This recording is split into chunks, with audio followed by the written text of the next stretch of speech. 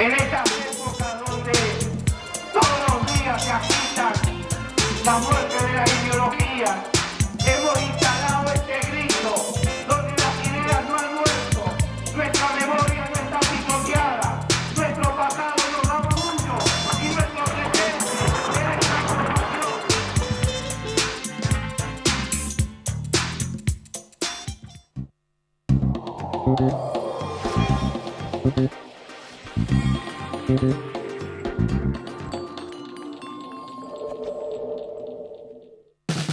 Dale vida al sueño que hay en tu corazón. Realizarlo juntos siempre es lo mejor. Banco Credicop Cooperativo, la banca solidaria.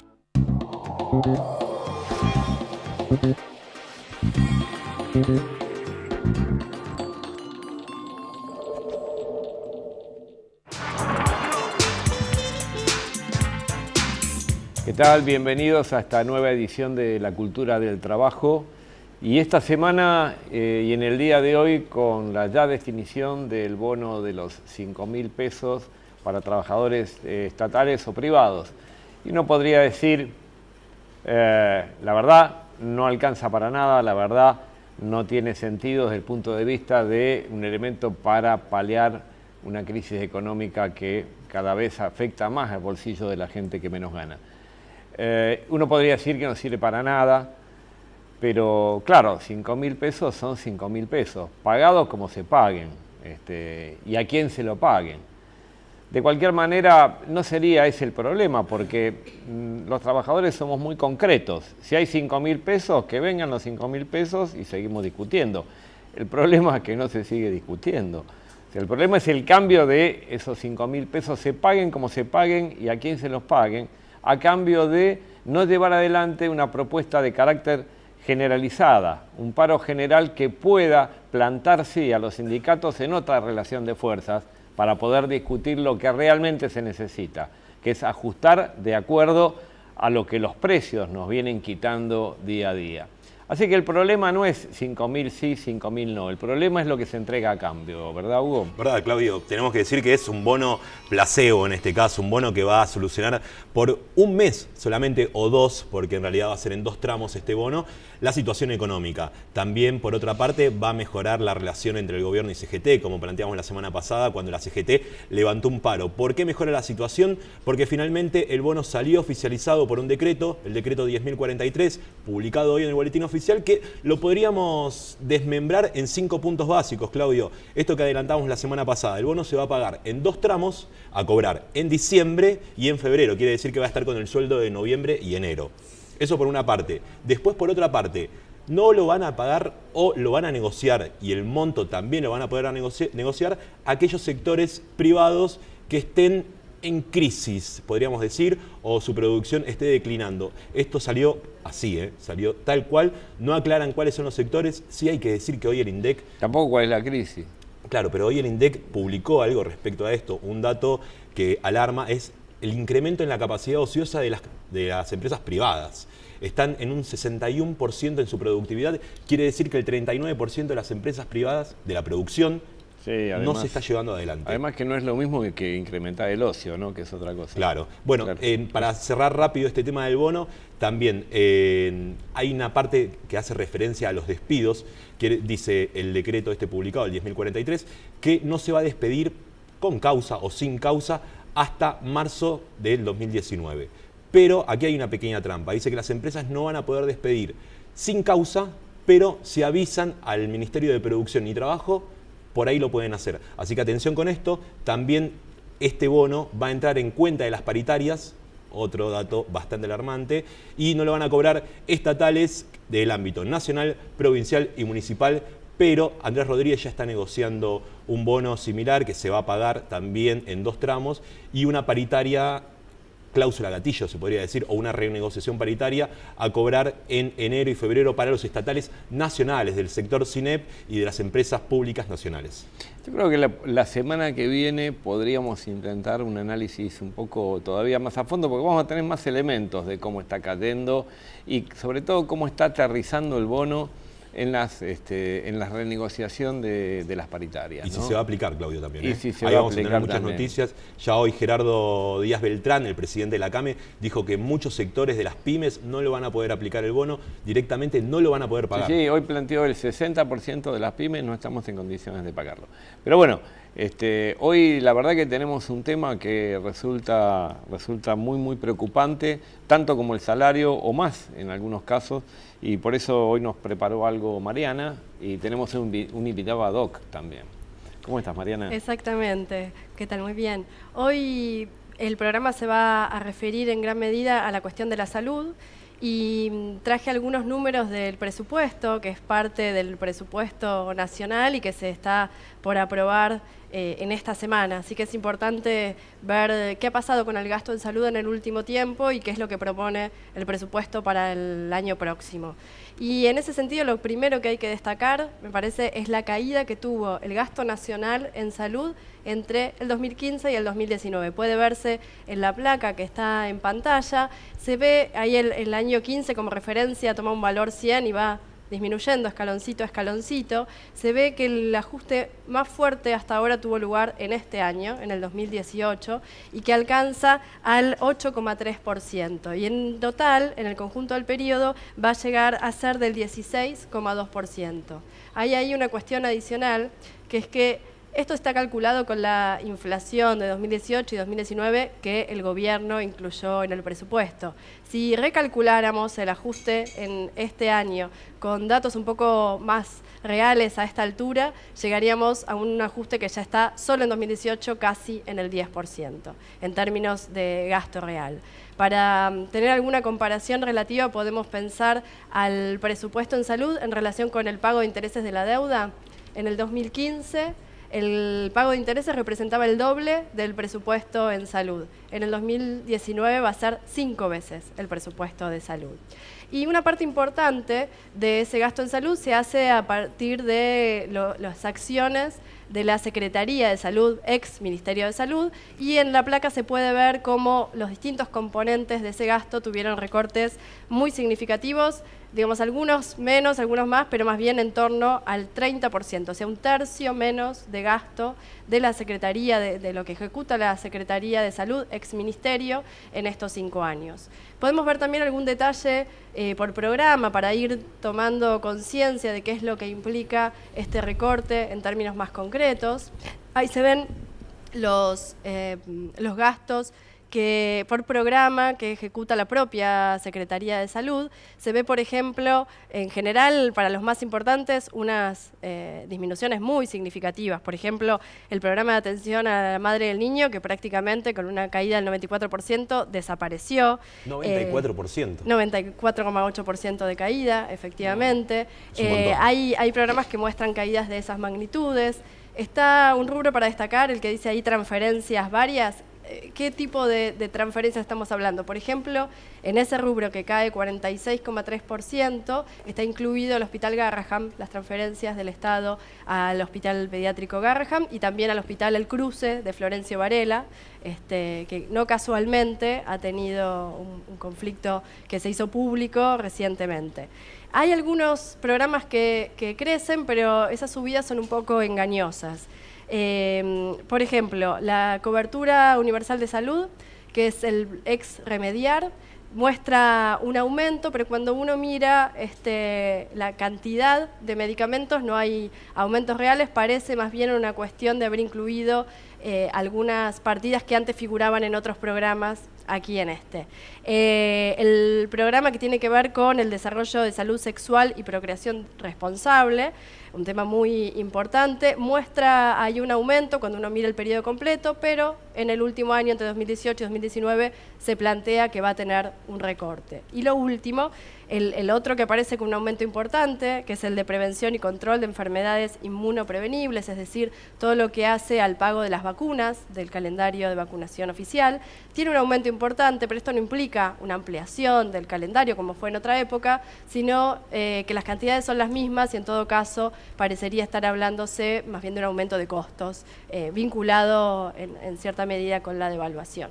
Para no hacerlo mucho más largo, les muestro también las caídas que tuvieron aquellos programas que tienen que ver con organismos descentralizados de salud, y de nuevo ahí se muestran caídas muy significativas. En este caso, entre los principales no hay ninguno que muestre un aumento, y fíjense que está la Agencia Nacional de Laboratorios Públicos, el ANMAT, el Hospital Posadas, que también está en conflicto con sus trabajadores, no casualmente. Uno podría pensar que tal vez parte de este recorte del gasto nacional sea compensado por una mayor inversión por parte de las provincias, porque, como sabemos, hay una parte muy importante de la salud que es solventada por las provincias, que fue descentralizada durante la dictadura y durante la década de los 90. Pero no es así, porque por el contrario, las provincias en este mismo periodo 2015-2019 reciben 33% menos de transferencias para salud. ¿Te emocionaste o te faltó agua? Me faltó agua y justo termino con eso. Bueno, perfecto. Pero la verdad, alarmante. ¿Y sabés qué tenemos que hacer? Tenemos que contrastar todos estos datos que vos tenés como economista, como doctora en economía, con alguien que esté en esto, ¿no? Y para eso el invitado de hoy, ¿cómo estás, Nelson? ¿Qué tal, Un gusto bueno, tenerte acá. No, es un gusto para mí estar con ustedes. Y nada, bueno, vos sos un hombre que ha estado siempre en el terreno, o sea, no solamente un profesional de la salud, sino que has gestionado salud. Sí, claro. ¿Y qué te parece este informe que nos está brindando? Bueno, esto refleja un poco las prioridades, ¿no? Es decir, claramente refleja las prioridades. Y lo que uno ve allí, y por ejemplo, escuchaba algunos temas. Mientras el Garrahan estaba gestionado por 3 distritos, como lo es, por el sistema que tiene, la Nación aportaba, la provincia de Buenos Aires aportaba, y la Ciudad de Buenos Aires, durante la gestión de Mauricio Macri como jefe de gobierno, no aportaba. El reclamo era frecuente de parte de los trabajadores y las autoridades del hospital. Y bueno, ahora directamente, por lo que vemos en estos números, ha sido abandonado a su suerte en muchos aspectos, ¿verdad? Hay algunas cuestiones que tiene el sistema de salud en la Argentina que son endémicas. La fragmentación del sistema de salud y la segmentación del sistema de salud. Endémicas, vos decís que han sucedido siempre. Claro. Se han intentado resolver, pero no se han resuelto. En los vaivenes que ha tenido nuestro país a lo largo de la historia, esto se ha intentado corregir en innumerables ocasiones, y desafortunadamente la salud siempre fue muy apetecida por determinadas corporaciones en detrimento de los intereses de los pacientes, de los ciudadanos y del Estado. Entonces, lo que nosotros tenemos que pensar es que debiéramos marchar hacia un sistema nacional integrado de salud. Esto se vio materializado en una ley en el año 74, en 2 leyes que generaban la carrera sanitaria y el Sistema Nacional Integrado de Salud, que fue de muy difícil implementación por esos intereses que a veces se oponen a ello, y que definitivamente fue derogado en el año 78 por la dictadura militar, ¿verdad? Entonces, lo que nosotros tenemos que hacer es corregir las inequidades que hay en salud, porque con todo aquello que uno ve malo hoy en el sistema de salud de la Ciudad de Buenos Aires, no es lo mismo lo que sucede en Jujuy, en Catamarca o en otros lugares del país. Y esto que se planteaba de que tanto durante la dictadura y profundizado en los 90, se transfirieron muchos hospitales y efectores públicos que estaban bajo la esfera nacional a las provincias y a los municipios, pero sin transferirle los fondos, con lo cual eso fue deteriorando todo el sistema. Y hubo varios intentos de remontar todo esto, pero que además se vieron acompañados de una mejora en las condiciones de vida de toda la población. A partir del año 2003, a partir de que empezó a haber más trabajadores registrados, a partir de que empezaron a mejorar las condiciones sociales, a mejorar la alimentación, a partir de que obras sociales como el PAMI brindaban medicación gratuita a sus afiliados, cosa que a partir del 2015 se empezó a dejar de lado, todo eso contribuía a que mejoraran todos los índices de salud, aún con algunas falencias que tenía el propio sistema.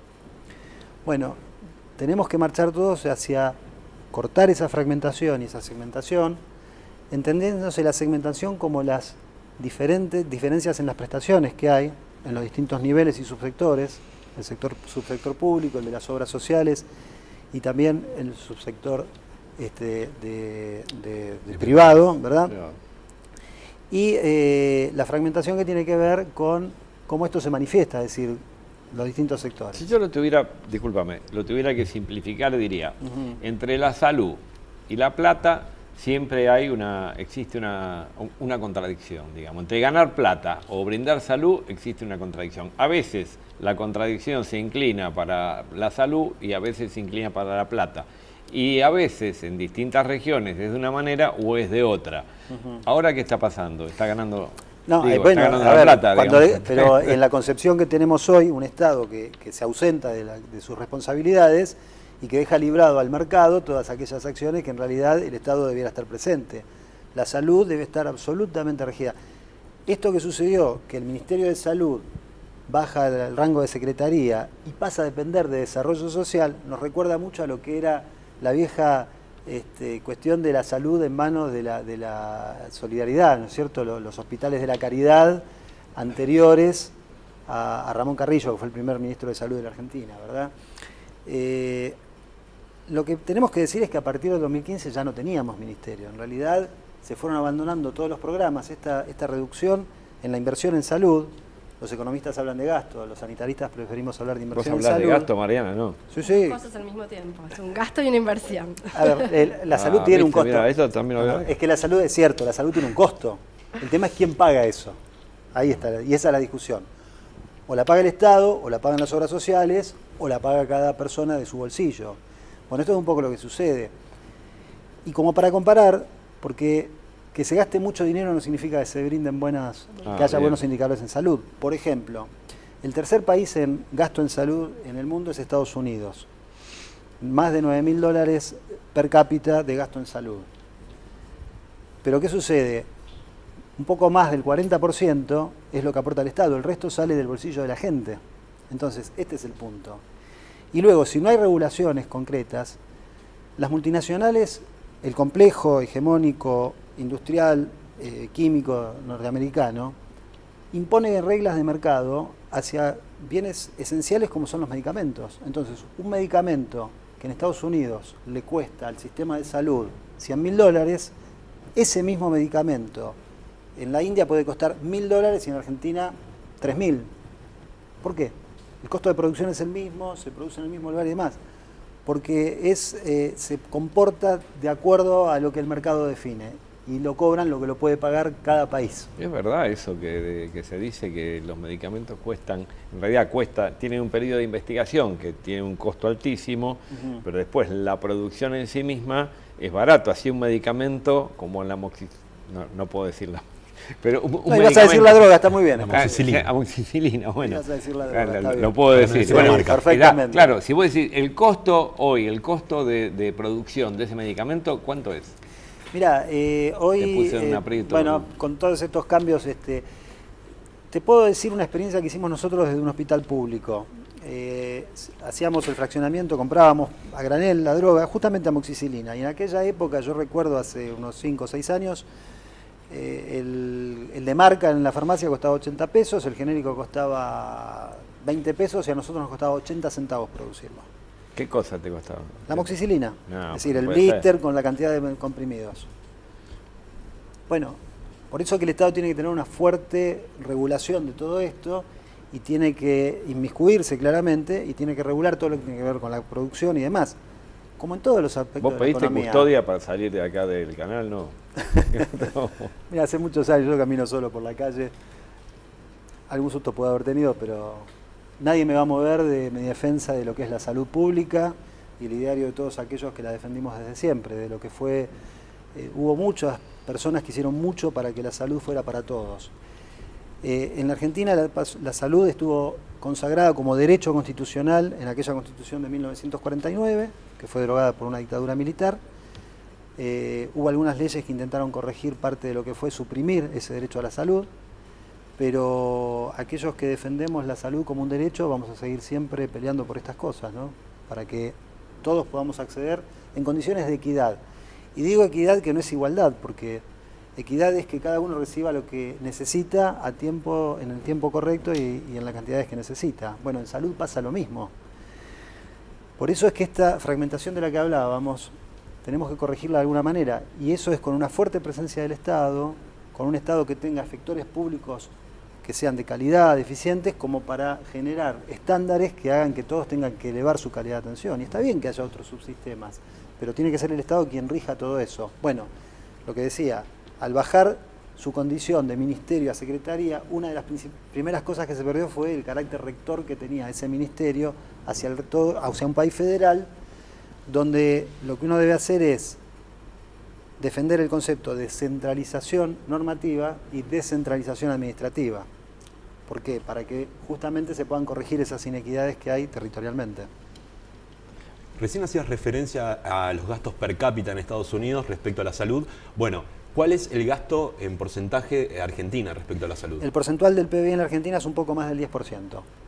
En Estados Unidos, como decíamos, es el 17% y en Inglaterra es el 7% del Producto Bruto Interno per cápita.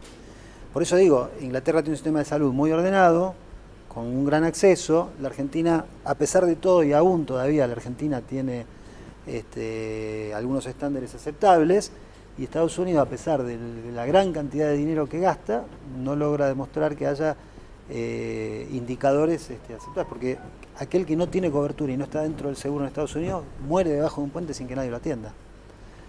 Hubo algún documental de Michael Moore que es interesante ver, que muestra esto con toda su crudeza, ¿verdad?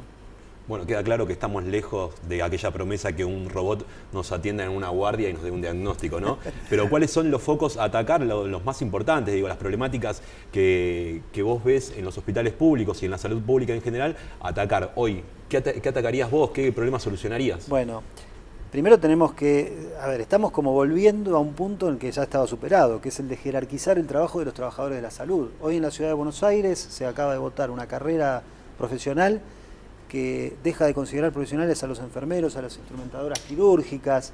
Es decir, por eso digo, estamos ya como retrocediendo tanto que tenemos que volver sobre cosas que ya eran conquistas que se habían logrado. Y entonces lo primero es jerarquizar a los trabajadores de la salud. Hoy estamos teniendo serias deficiencias en las guardias de los hospitales públicos de la ciudad para conseguir médicos que reemplacen a aquellos que están de licencia y demás. Hay guardias que están incompletas. Eso genera sobrecarga de trabajo del resto de los profesionales y por lo tanto demoras en la atención y una serie de cuestiones que se agravan aún más porque la cobertura está disminuyendo francamente. Es decir, habría que hacer un estudio, digamos, concienzudo, porque las tasas de desempleo no son tan bajas como las que en realidad deben ser, porque figuran los monotributistas como gente que tiene cobertura en salud cuando en realidad tiene un plan básico, que es el PMO, que realmente deja mucho que desear, con lo cual la gente empieza a recurrir mucho más al hospital público, que además está empezando a tener menos insumos, el aumento enorme que hay por el tema de la dolarización en insumos que no se producen aquí.